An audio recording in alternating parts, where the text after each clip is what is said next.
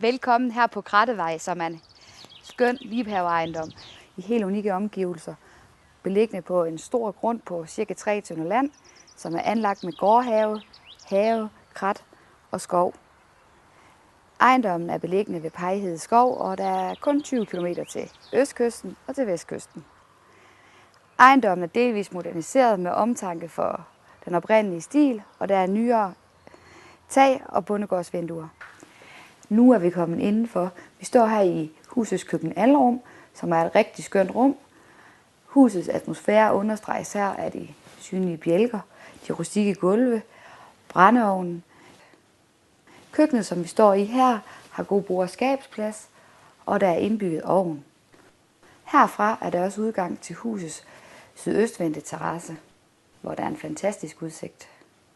Nu har vi bevæget os fra husets køkken og ind i stuen, og her kan I igen se, at hyggen understreges af de synlige bjælker og de rustikke klinker, som er gennemført i hele huset.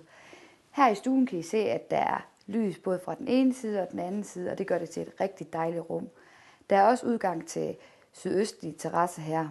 Herfra kan man også bevæge sig ned i husets anden soveafdeling og poolafdeling, og det synes jeg, vi skal gå videre og kigge på.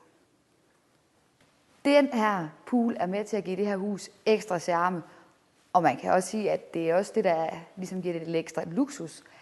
Den er opført i 2004 i gode gedigne materialer. Der er højt til loftet. Der er en dejlig relaxafdeling, tilhørende badeværelse, og der er et stort parti, som kan åbnes ud mod gårdhaven. Poolen opvarmes til dels via solvarme, og det er vigtigt at tænke på i disse energitider. Da det fra 2004 er pumper og diverse mekaniske ting, også af nyere dato. Men lad os ind og kigge lidt på det. Nu er vi kommet ind i husets teknikrum. Her er der som i resten af huset også helt styr på tingene. I kan se, at der er nyere stågårdfyr, solvarmeanlæg. Til stågården er der automatisk påfyldning via silo, som står udenfor. Der er nyere elektronikdele i god kvalitet. Her er vi kommet ud i en af udhusene, som sælger for nylig har valgt at restaurere med flotte rustikke skrålofter og brændeovn, hvilket giver en utrolig dejlig atmosfære her. De har valgt at indrette det til billiardrum, men man kunne forestille sig, at det kunne benyttes til mange andre ting, såsom atelier, potteværksted, gæstehus.